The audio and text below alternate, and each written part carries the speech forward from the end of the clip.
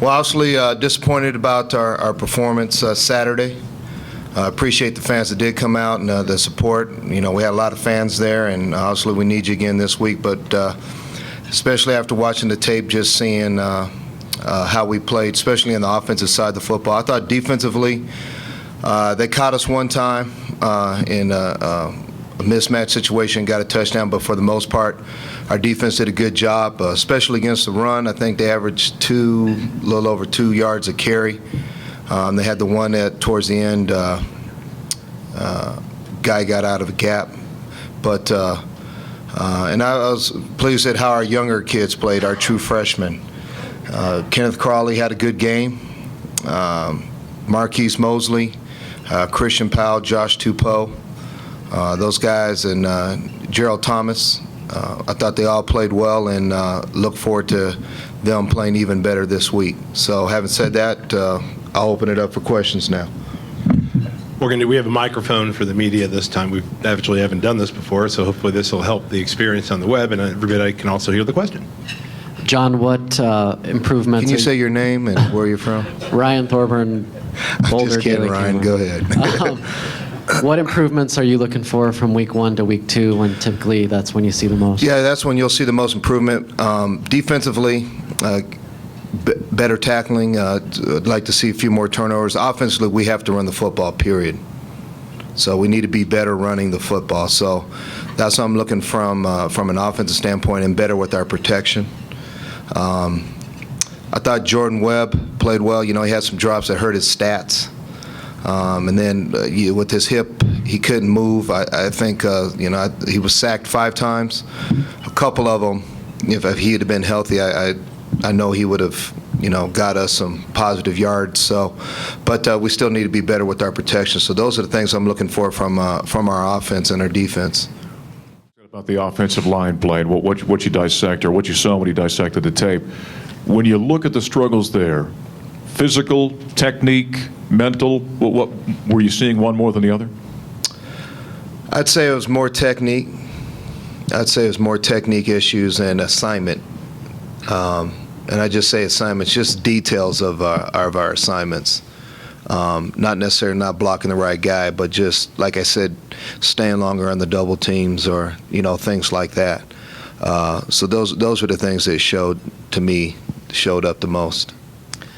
John, when you watched the game tape, did it look to you like CSU was loading up the box? And if so, do you guys need to figure out a way to go more vertical, or at least? Yeah, they were, and there was times we wanted to take shots. There was times we wanted to do some other things, reverses and all that, and it seemed like every time we had it called, they had the right defense for it, or we had to check out of the play. So, they call me.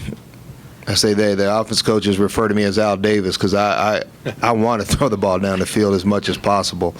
So, and that's obviously something we got to keep working on. I think we hit McCulloch on a fairly deep ball. I think we had a chance at Casa. He got PI'd. And then I think we threw another one, decent depth or intermediate throw down there to Spruce. But, they'll never be enough as far as I'm concerned. Without Paul, do you have a piece that plays? It's easier with Paul. There's no doubt on that. So you have to work a little bit more and be a little bit more creative to get the ball down the field without having him. John, last week you said the number one thing you learned last year was to be more patient. What can you tell fans about being patient, given how hungry they are to see this turn around quickly? When I said be patient, I was more like me being patient with our players, not being so quick to get on them. Be a little more even keeled when things aren't right with them. As far as our fans, hey, I know what it's like, and trust me, it's personal with me about this job, about getting it right. because having helped build it as a player and then being around it as an assistant coach, obviously this is a very special place. So, at the end of the day, 51% of the people wanted me hired, and 49 didn't. And the 49 are going to be the loudest when you lose. And so I can't control that. I can't do anything about that. All I can do is come and work and keep the players focused and keep it going and keep improving it. And when it's going to happen, it's going to happen.